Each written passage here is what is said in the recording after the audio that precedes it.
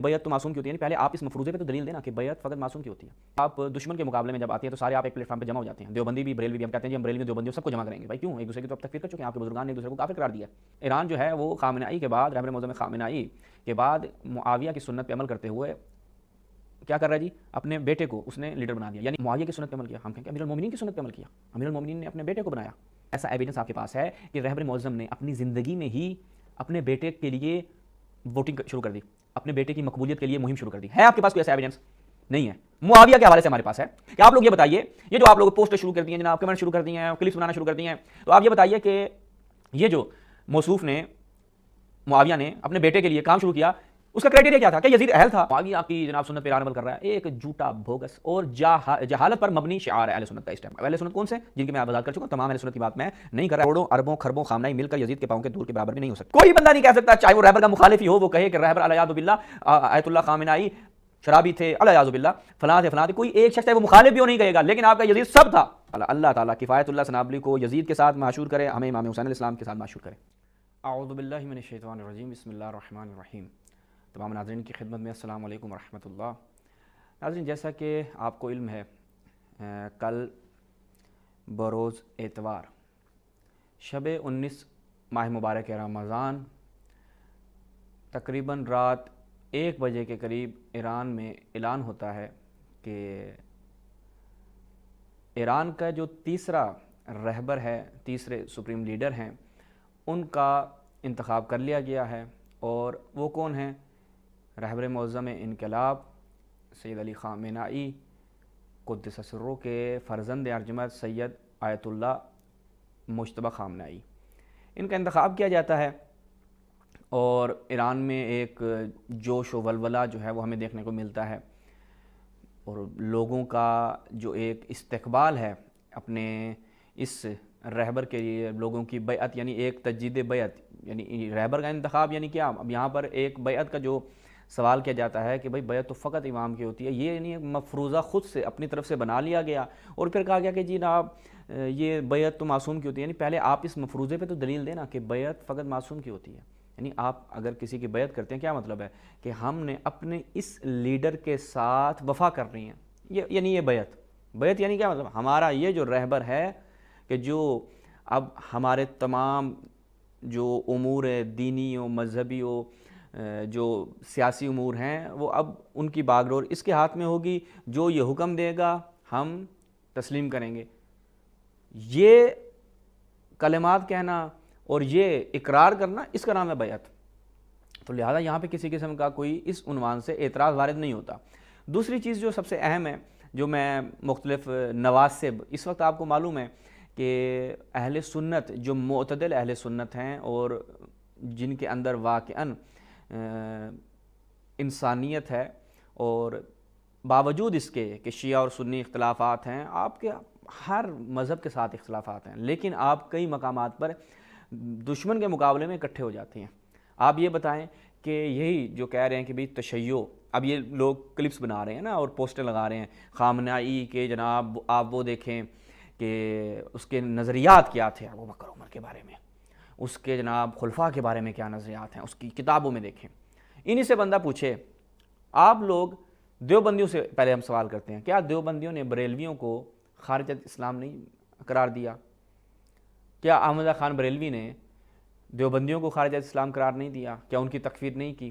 کیا اہل حدیث ان کو گستاخ رسول اور گستاخ پتہ نہیں بزرگان اور کیا کیا پتہ نہیں اس طرح کے جملات اہل حدیث کے استعمال کرتے ہیں کہ ہمارے بزرگوں کے گستاخ ہیں، اولیاء کے گستاخ ہیں، یعنی ایک دوسرے کے لیے یہ طعن و تشنیع، حتیٰ کہ مناظرے موجود ہیں۔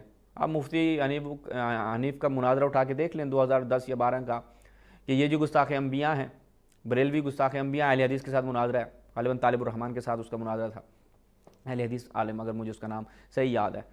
تو آپ ایک دوسرے کی تکفیر تک کرتے ہیں، ایک دوسرے کو گستاخ قرار دیتے ہیں، لیکن آپ یہ بتائیے کہ آپ دشمن کے مقابلے میں جب آتے ہیں تو سارے آپ ایک پلیٹ فارم پہ جمع ہو جاتے ہیں، دیوبندی بھی بریلوی بھی، ہم کہتے ہیں جی ہم بریلوی دیوبندی سب کو جمع کریں گے۔ بھائی کیوں؟ ایک دوسرے کی تو اب تکفیر کر چکے ہیں، آپ کے بزرگان نے ایک دوسرے کو کافر قرار دیا، تو اس کے بعد آپ کیوں ایک پلیٹ فارم پہ جمع ہو جاتے ہیں؟ جی اس لیے چونکہ دشمن ہمارا ایک ہے۔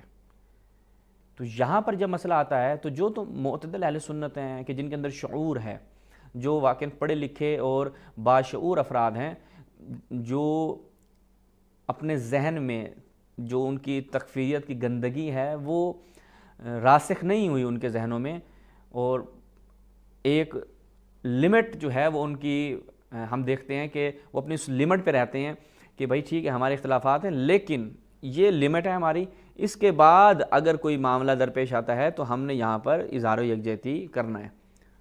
پاکستان میں جماعت اسلامی آپ دیکھیں کہ رہبر معظم کی شہادت کے بعد کس قدر انہوں نے ریلیاں نکالیں، اور آپ کئی اہل سنت سیاستدان دیکھیں، حتیٰ کہ علماء دیکھیں، آپ جمعیت علماء اسلام کے علماء کی گفتگو سنیں تو وہاں سے یہ چیز سمجھ میں آتی ہے کہ جو ان کے بزرگان ہیں ان کے اندر شعور ہے، وہ سمجھتے ہیں کہ یہ وہ مقام ہے کہ جہاں پر ہمارا دشمن وہ ہے کہ جو اسلام کا دشمن ہے، وہ شیعہ اور سنی، وہ مختلف سیکٹرز کا دشمن نہیں ہے کہ شیعہ کافر ہے، سنی کافر ہے، نہیں، وہ اس کو اصلاً اس چیز کی اتنی پرواہ نہیں ہے جتنی اس کو اسلام سے دشمنی ہے۔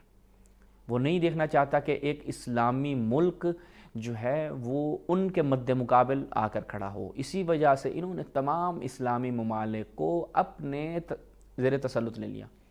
آپ دیکھیں امریکہ کے اڈے جو اسلامی ممالک میں ہیں کیوں ہیں، یعنی آپ کی زمین ہے، آپ نے وہ زمین کس کو دی؟ امریکہ کو، کس لیے؟ تاکہ وہ وہاں پہ تصرف کرے، وہ وہاں سے جو مرضی کرنا چاہے کرے، اور اس کی آپ عوض جو ہے وہ ان سے لیتے ہیں ماشاءاللہ سے۔ تو یہاں سے یہ سمجھ میں آتی ہے کہ اب چونکہ جو تکفیری حضرات ہیں، ناسبی حضرات ہیں، بالخصوص سپاہ صحابہ کی جو میں دیکھ رہا ہوں، اور بعض تو بریلوی بھی ہیں، ان کی ظاہری بات ہے عقل شعور ہے نہیں بیچاروں میں، ٹھیک ہے، وہ مناظرے کرنے کے شوقین ہیں اور وہ بھی بغیر علم کے، تو ایسے افراد جو بغیر علم اور بغیر شعور کے مناظرات میں وارد ہوتے ہیں، ان کے اندر آپ اسی طریقے کے جراثیم دیکھیں گے جس طرح ہم سوشل میڈیا پر دیکھ رہے ہیں کہ جو مختلف قسم کی ہردہ سرائی کر رہے ہیں رہبر معظم کے حوالے سے اور مختلف پوسٹیں وغیرہ کر رہے ہیں۔ تو اب یہ افراد ایک نیا شور اٹھا رہے ہیں، وہ کیا جی؟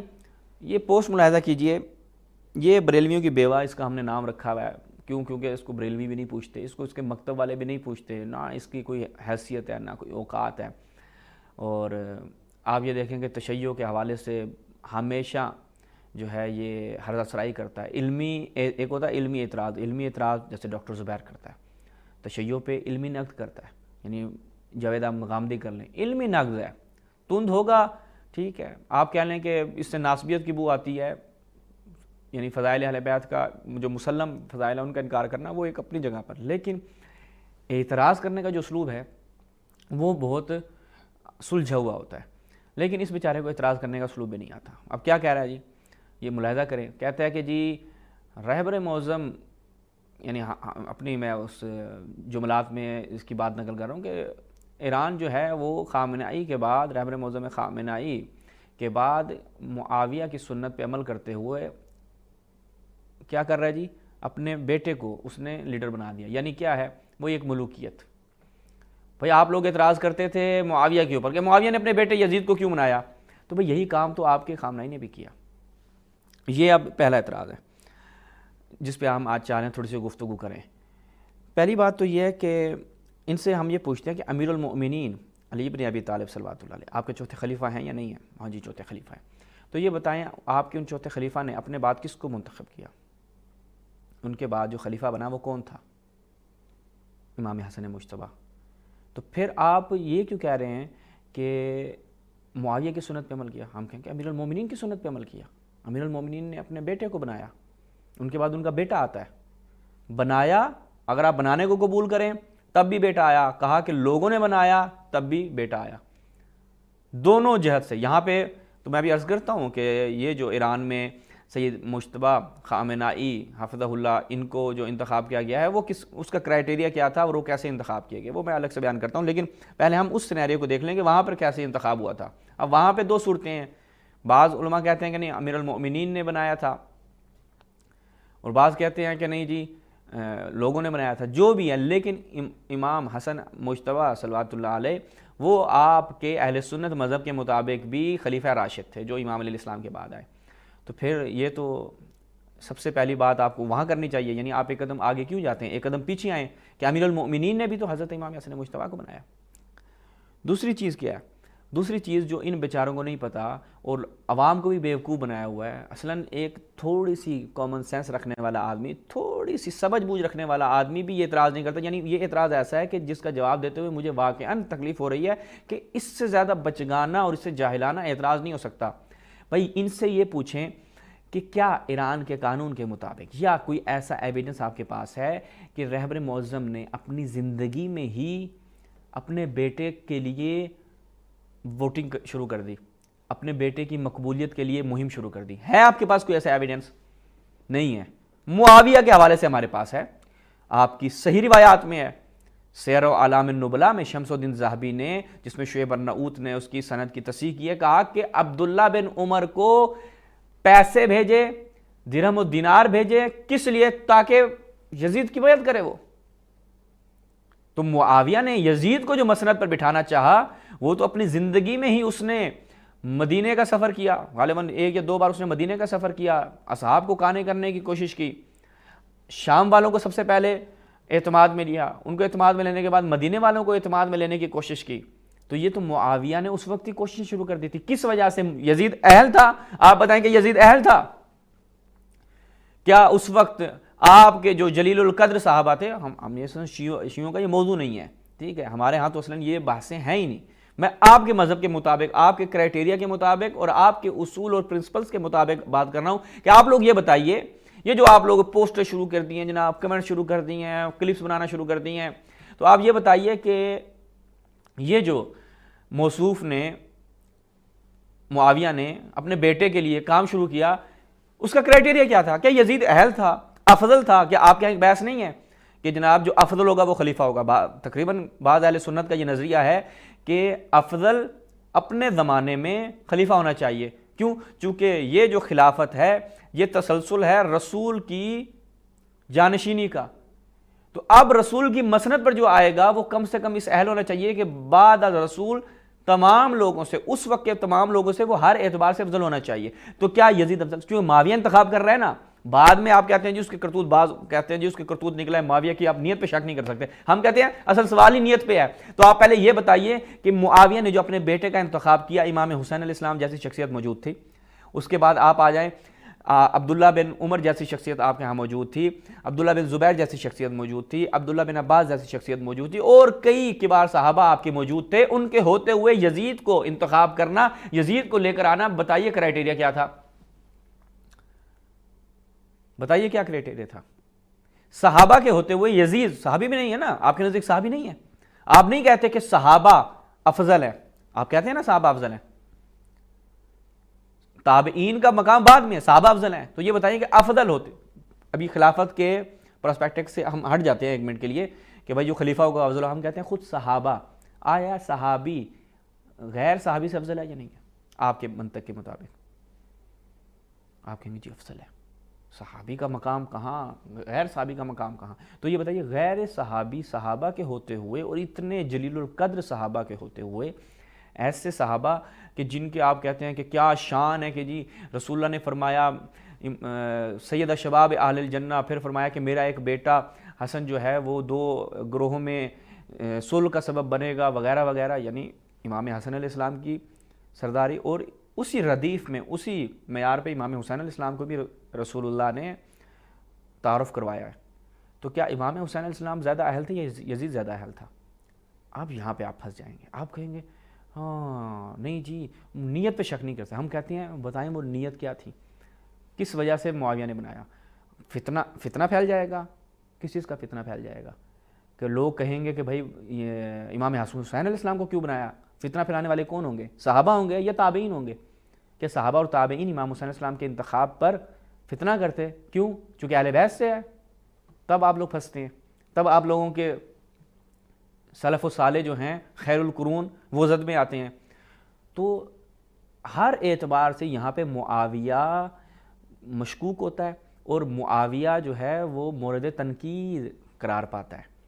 تو لہٰذا جو آپ لوگوں نے مقایسہ کیا کہ یہاں پر معاویہ کی سنت پہ عمل کر رہے ہیں، پہلے تو آپ ہمیں یہ بتائیں کہ ایک مورد، چیلنج کرتا ہوں، ایک مورد، ایک مقام آپ پیش کر دیں کہ کہ رہبر معظم نے فلاں تقریر میں اپنے بیٹے کی صلاحیتوں کے جناب تعریفوں کے انبار لگا دی ہوں کہ یہ میرا بیٹا ایسا ہے ویسا ہے، اس کے اندر قائدانہ صلاحیتیں ہیں، یہ دکھائیے مورد. آپ کو تو ان کی کوئی ویڈیو تک نہیں ملے گی. یعنی جو بندہ آگے ہوتا ہے نا، پتہ چلتا ہے کہ بھائی اس کی ویڈیوز موجود ہے، اس کی فعالیت موجود ہے. تو بتائیے یہ چیز پہلا نقطہ یہ تھا. دوسری بات یہ ہے کہ کیا رہبر ایران کے اندر جو رہبر کا انتخاب ہے، یہ خود موجودہ رہبر اگر وصیت کر دے کہ میرے بعد یہ ہوگا، کیا یہ ویلڈ پوائنٹ ہے؟ کیا یہاں پر یہ قانون کے مطابق درست ہے؟ نہیں، درست نہیں ہے. یہاں پر ایک شورا ہے جسے آپ کہیں مجلس خبرگان کے نام سے یاد کیا جاتا ہے. وہ عوامی مینڈیٹ پہ آتی ہے، یعنی مجلس جو خبرگان ہے وہ عوامی مینڈیٹ پہ آتی ہے. تو اس کو مد نظر رکھتے ہوئے مجلس خبرگان کیا کرتی ہے؟ مجلس خبرگان آ کر انتخاب کرتی ہے رہبر کا، ووٹنگ ہوتی ہے. اب سننے میں آ رہا ہے کہ تقریباً مثلا اگر 90 ممبران ہیں تو 3/4 جو تھے انہوں نے آیت اللہ مجتبیٰ خامنہ ای کے حق میں ووٹ دیا. تو یہاں پر یہ بتائیے کہ موروثی کیسے ہوئی؟ یعنی سوال ہے ہمارا یہاں پر تمام باضمیر اہل سنت کے، ان ناسمی کو تو کچھ سمجھ میں نہیں آئے گی نا، ان کی تو عقل دانی کام نہیں کرتی. جب ایک عوامی مینڈیٹ پر آنے والی جو ایک شورا ہے، شورا کو رہبر نے تعین نہیں کیا. آپ یہ کہیں کہ بھئی رہبر نے کہا، ایک شورا کو تعین کیا اور کہا کہ پھر میرے بیٹے کو بنانا، نہیں، وہ عوامی مینڈیٹ پہ آئی ہے. اور کوئی آپ شواہد پیش نہیں کر سکتے کہ رہبر معظم نے کسی طرح ڈائریکٹ یا انڈائریکٹ ان امور میں دخالت کی ہو کہ یا ان لوگوں کو اپنی شہادت سے پہلے یا کوئی ایسی وصیت یا نصیحت کی بھی ہو کہ جناب میرے بیٹے کو لازمی بنانا ہے آپ نے. اچھا، تیسری بات یہ ہے کہ عوام نے اس رہبر کو قبول کیا کس وجہ سے؟ چونکہ ابھی آپ دیکھیں جتنے بھی آفیشلز ہیں یا عوام ہے یا آپ خواص کہہ لیں ایران کے اندر، وہ رہبر معظم کو جو اس وقت جدید رہبر ہیں ایران کے، ان کو قبول کر رہے ہیں. کس وجہ سے؟ انہیں پتہ ہے یہ عوامی مینڈیٹ کی بنیاد پر آگے آئے ہیں، بیٹے کی بنیاد پر نہیں آئے کہ بھئی بیٹا تھا. یہ اس صلاحیتوں کی بنیاد پہ، اور چونکہ لوگوں نے ان کو اس اہل جانا، اس مجلس خبرگان کے جو شورا تھی، جو ارکان تھے، انہوں نے ان کو اہل جانا اور انتخاب کیا. یہ دوسرا نقطہ تھا. اگلا نقطہ یہ ہے کہ یزید کیسے آیا؟ یزید کے لیے کوئی شورا بنائی گئی تھی؟ عوامی مینڈیٹ تھا؟ صحابہ کا مینڈیٹ تھا؟ نہیں. آپ کہتے ہیں ولی عہدی معاویہ نے بنا دیا، معاویہ نے کہا میرا بیٹا ہوگا، اور پھر لوگوں کو اس کے اوپر لالچ دینا شروع کی، رشوت دینا شروع کی، اور اس کو اپنے بیٹے کو خلیفہ بنایا، جس کے اوپر صحابہ نے اعتراض بھی کیا. اب یہ بتائیے امام حسین علیہ السلام کا اعتراض موجود ہے. آپ کے اہل سنت علماء نے اتفاق سے لکھا کہ شروع میں مثلا عبداللہ ابن عباس ہو، عبد الرحمن بن ابی بکر ہو، غالباً ان لوگوں نے بیعت نہیں کی، امام حسین علیہ السلام نے، عبداللہ بن زبیر نے. کہتے پھر بعد میں سب نے بیعت کر لی سوائے کس کے؟ عبداللہ بن زبیر اور امام حسین علیہ السلام کے. تو اب یہ بتائیں کہ یہ عبداللہ بن زبیر اور امام حسین علیہ السلام نے جو بیعت نہیں کی، تو کیا اس کے باوجود بھی یزید کی خلافت منعقد ہوگی؟ آپ کے ہاں منعقد ہو گئی. ان کی بیعت کی کوئی حیثیت نہیں ہے نا، امام حسین علیہ السلام نے بیعت نہیں کی، کوئی حیثیت نہیں ہے. اہل سنت مذہب میں امام حسین علیہ السلام کا کسی شخص کے اوپر اعتراض کر دینا اور اس کی بیعت نہ کرنا اصلاً کوئی ایشو نہیں ہے.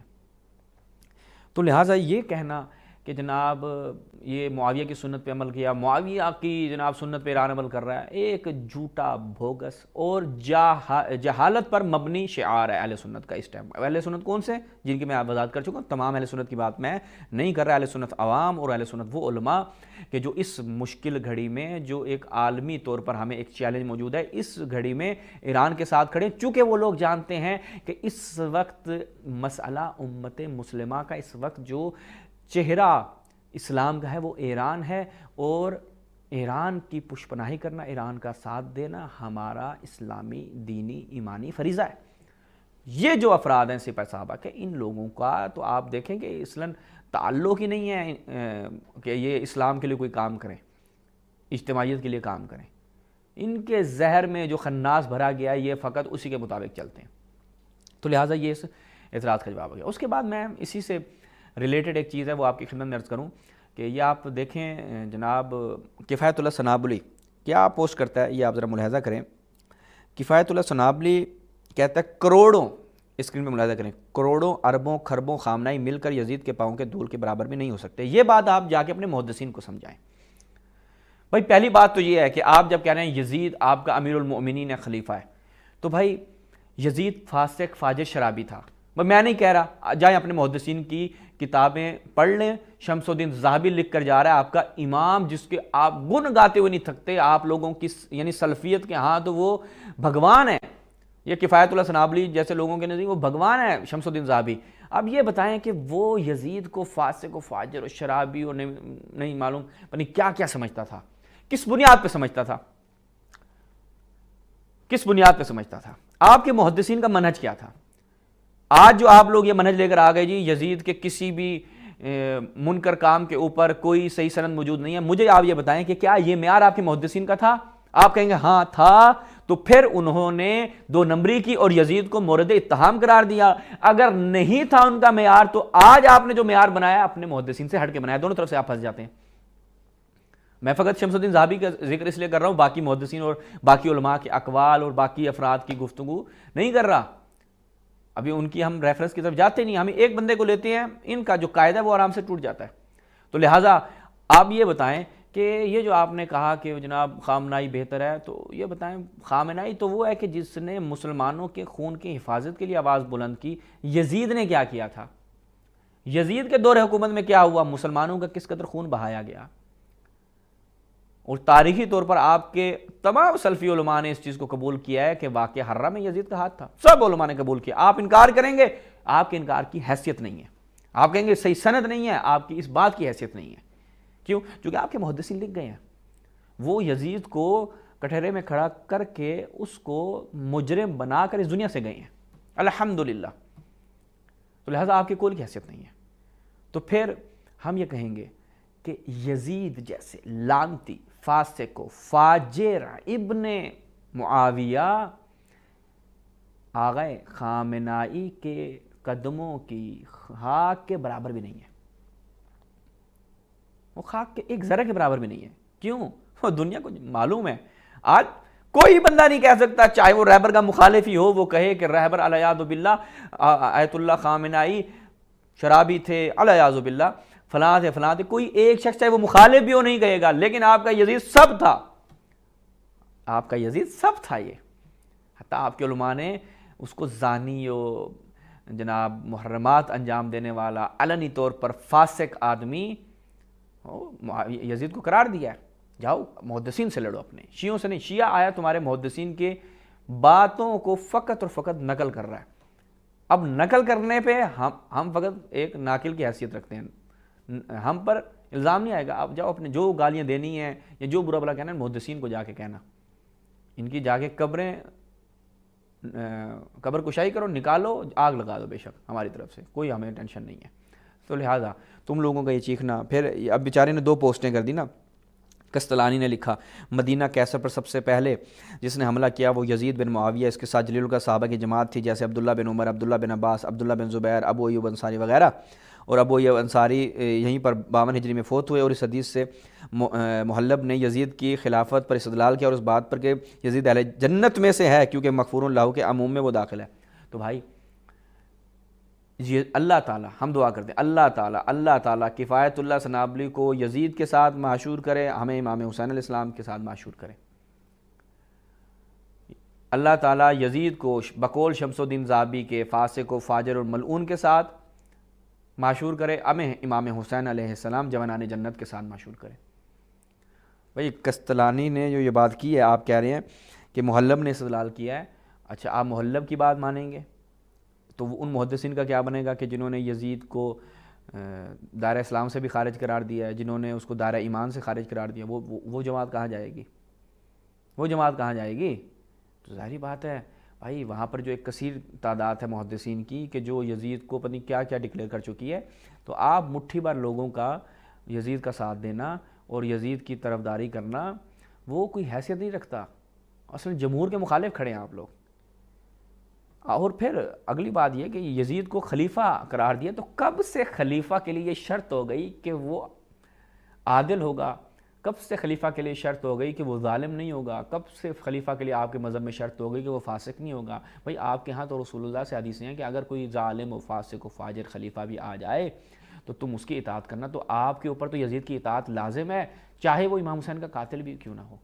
اگر آپ کے نزدیک ثابت نہیں ہے، اگر ثابت ہو بھی جائے تب بھی تو آپ کے لیے مفترض الطاعہ ہے، اس کی اطاعت آپ نے کرنی ہے یزید کی۔ کیوں؟ کیونکہ آپ کے مذہب میں کوئی بھی امام بن جائے، اس کا عادل ہونا، معصوم ہونا، اس کا جناب خیر الناس ہونا وغیرہ وغیرہ اصلا یہ لازم نہیں ہے۔ تو پھر جب معیار وہ نہیں ہے تو پھر آپ لوگ چیخو پکار کیوں کر رہے ہیں؟ کیوں کہہ رہے ہیں جی اس کی خاک کے برابر نہیں ہے وہ فلاں فلاں فلاں؟ اصلا بنتا نہیں ہے نا بھائی، یزید فاسق و فاجر بھی ہوتا تبھی تو آپ کا امام تھا، ہے، ہم کہتے ہیں آپ کے نزدیک نہیں ہے نا، اگر ہوتا بھی صحیح تب بھی تو آپ کا امام تھا، تب کون سا وہ آپ کا امام نہ رہتا، تب وہ کون سا آپ کا خلیفہ نہ رہتا؟